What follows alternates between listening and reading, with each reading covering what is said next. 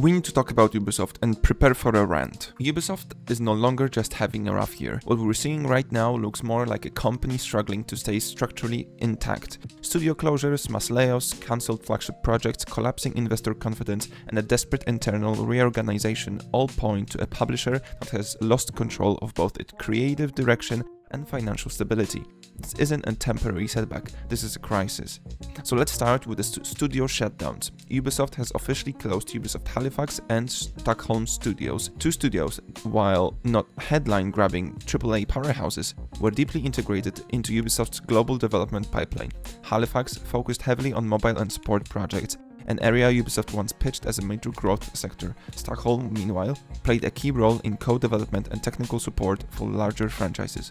Closing these studios sends a clear message: Ubisoft is no longer trimming fat, it's cutting into muscle.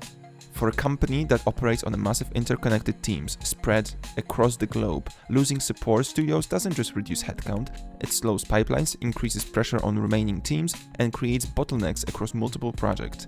More importantly, it shows that Ubisoft is abandoning long-term investment in favor of short-term survival. Ubisoft has already confirmed that another round of layoffs will be announced on February 12th. This comes after multiple rounds of job cuts over the past few years, affecting hundreds of employees across Europe, North America, and Asia. At this point, layoffs aren't a response to unexpected losses, they're built into Ubisoft's operating strategy. Internally, morale is reportedly at rock bottom. Developers face constant uncertainty, projects are cancelled mid-production, and teams are asked to do more with less, while leadership remains largely unchanged. For a creative industry, this is devastating. When talent feels disposable, innovation dies, and Ubisoft's recent output reflects that.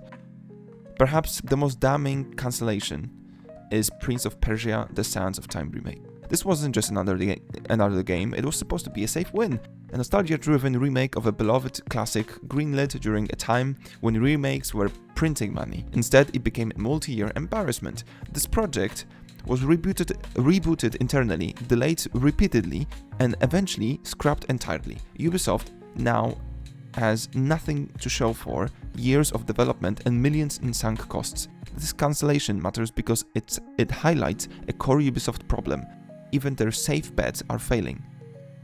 Prince of Persia wasn't alone. Ubisoft has cancelled at least 6 projects, including multiple unannounced AAA titles, several new IPs, mobile and live service experiments. Some of these projects had been in development for years. Each cancellation represents wasted development budgets, lost opportunity cost, teams dissolved or reassigned, and more instability for remaining staff.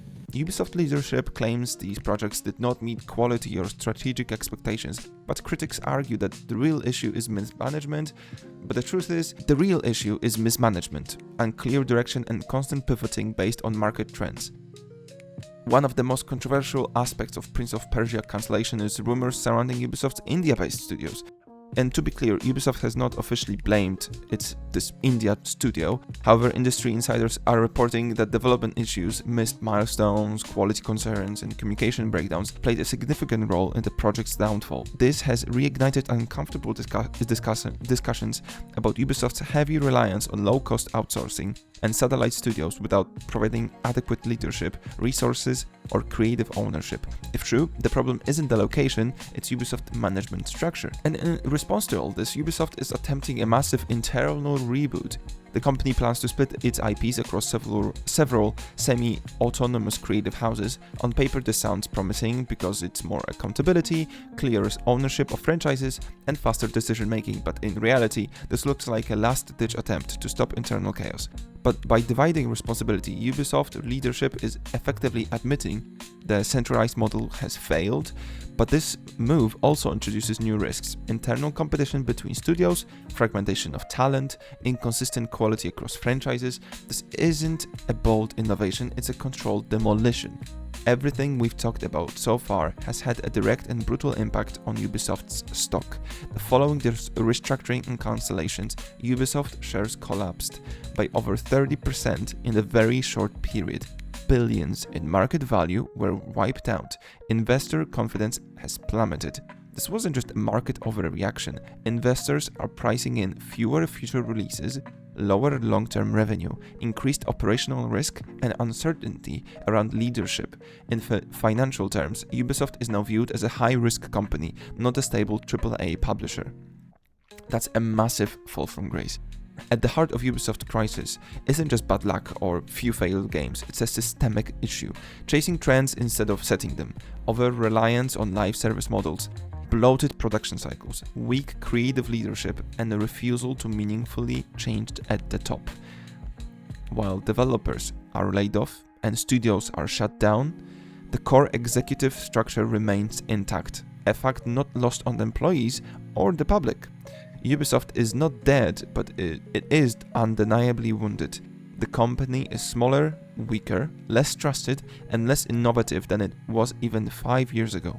Studio closures, layoffs, cancelled projects, internal restructuring, and a collapsing stock price all tell the same story. Ubisoft is fighting to survive, not to lead. Whether this reset results in a genuine comeback or a slow decline into irrelevance depends on what happens next. But make no mistake, this is the most dangerous moment in Ubisoft's history.